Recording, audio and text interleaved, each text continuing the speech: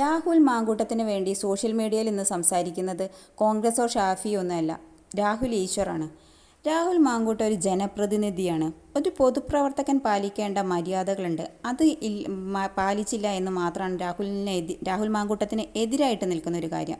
ഇന്ന് 18 വയസ്സായവർക്ക് വ്യക്തി സ്വാതന്ത്ര്യമുണ്ട്, എങ്ങനെ വേണമെങ്കിലും ജീവിക്കാം എന്നിരിക്കെ എങ്ങനെ വേണമെങ്കിലും ജീവിച്ചിട്ട് പിന്നീട് അതൊരു അലിഗേഷനായിട്ട് വരുന്നത് കൊണ്ട് മാത്രമാണ് ഇന്ന് സോഷ്യൽ മീഡിയ മുഴുവൻ രാഹുൽ മാങ്കൂട്ടത്തിന് അനുകൂലമായിട്ട് നിൽക്കുന്നത്.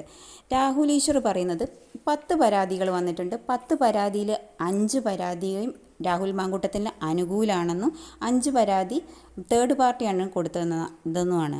രാഹുൽ ഈശ്വർ പറയുന്നത് കോൺഗ്രസിൻ്റെ തലപ്പത്തിരിക്കുന്നവരോട് രാഹുൽ മാങ്കൂട്ടത്തിന് ചവിട്ടി താഴ്ത്താൻ നോക്കണ്ടെന്ന്. രാഹുൽ പറയുന്നത് ഇങ്ങനെയാണ്: എന്ന് ചോദിക്കാതെ തരവില്ല. അതിന്റെ കാരണം ഇന്ന് ശ്രീ വി.ഡി. സതീശൻജി മാധ്യമങ്ങളെ കണ്ടപ്പോൾ അദ്ദേഹം മാധ്യമങ്ങളോട് അങ്ങയുടെ ഉറച്ച ബോധ്യത്തിന്റെ മേളിലാണ് സംസാരിച്ചതെന്നൊക്കെ പറയുകയുണ്ടായി.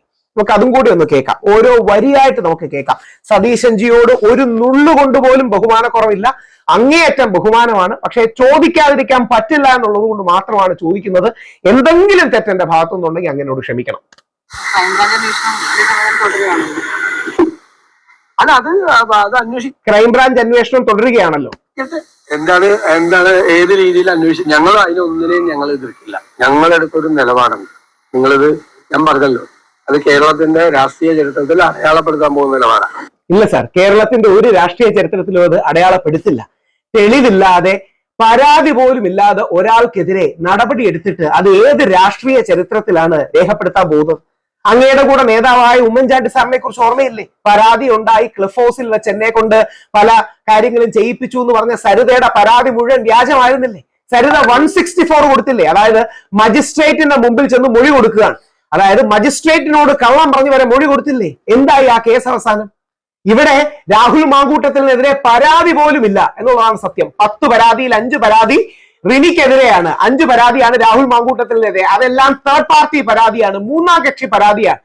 നേരിട്ട് ഏതെങ്കിലും രീതിയിൽ ഒരു പെൺകുട്ടി പോലും രാഹുൽ മാങ്കൂട്ടത്തിനെതിരെ പരാതി കൊടുത്തിട്ടില്ല. പിന്നെ എങ്ങനെയാണ് അങ്ങയുടെ നിലപാട്, നടപടി എടുത്തുചാട്ടമെന്നല്ലാതെ നമുക്ക് പറയാൻ കഴിയുക? അത് എങ്ങനെയാണ് സുവർണ ലിപികളിൽ രേഖപ്പെടുത്തുക?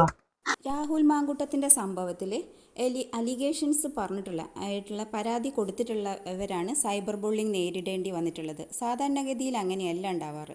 ആരാണോ പരാതി കൊടുത്തത് അവർക്ക് അനുകൂലമായിട്ടാണ് സോഷ്യൽ മീഡിയ സംസാരിക്കാറ്. ഇവിടെ നേരെ മറിച്ച് സംഭവിച്ചത്, അലിഗേഷൻസ് പറഞ്ഞിട്ടുള്ള വ്യക്തികൾ, അതായത് പരാതി കൊടുത്തിട്ടുള്ളവരുടെ ക്രെഡിബിലിറ്റി അത്ര നല്ലതല്ലാത്തത് കൊണ്ടാണ് അവർ അതിനെ ചോദ്യം ചെയ്തുകൊണ്ടാണ് സോഷ്യൽ മീഡിയ നിന്നിട്ടുള്ളത്. അവർ കൊടുത്ത തെളിവുകളോ അവർക്ക് പരാതിയോ ഒന്നുമില്ല. അതുകൊണ്ടാണ് സൈബർ ബുള്ളിങ് അവർ നേരിടേണ്ടി വന്നിട്ടുള്ളത്. യഥാർത്ഥത്തിൽ നടക്കുന്ന പീഡനങ്ങൾക്ക് കൂടി ഇങ്ങനെയുള്ള അലിഗേഷൻസ് വരുമ്പോൾ, വ്യാജ പ്രചരണങ്ങൾ വരുമ്പോൾ പ്രാധാന്യം ലഭിക്കാതെ പോവുകയാണ് ചെയ്യുന്നത്. രാഹുൽ മാങ്കൂട്ടത്തിൻ്റെ ഭാവി മുഖ്യമന്ത്രി എന്ന സോഷ്യൽ മീഡിയയിലുള്ള പ്രചരണം കൂടി ഇങ്ങനൊരു അലിഗേഷൻ വരാൻ കാരണമാണെന്ന് തോന്നുന്നു. രാഹുൽ മാങ്കൂട്ടം എന്ന് വിചാരിച്ചിട്ട് ഇപ്പം രാഹുൽ മാങ്കൂട്ടം തെറ്റ് ചെയ്തിട്ടില്ല അന്നൊന്നുമില്ല. പൊതുപ്രവർത്തകൻ കാണിക്കേണ്ട മാന്യത രാഹുൽ മാങ്കൂട്ടം കാണിക്കണമായിരുന്നു എന്നാണ് തോന്നുന്നത്. വ്യാജ അലിഗേഷൻസ് വരുമ്പോൾ സ്ത്രീകൾക്ക് കിട്ടുന്ന അനുകൂലമായ നിയമ സാധുതകളും കൂടി ചോദ്യം ചെയ്യപ്പെടും എന്നുകൂടി നമ്മൾ ആലോചിക്കേണ്ടതാണ്.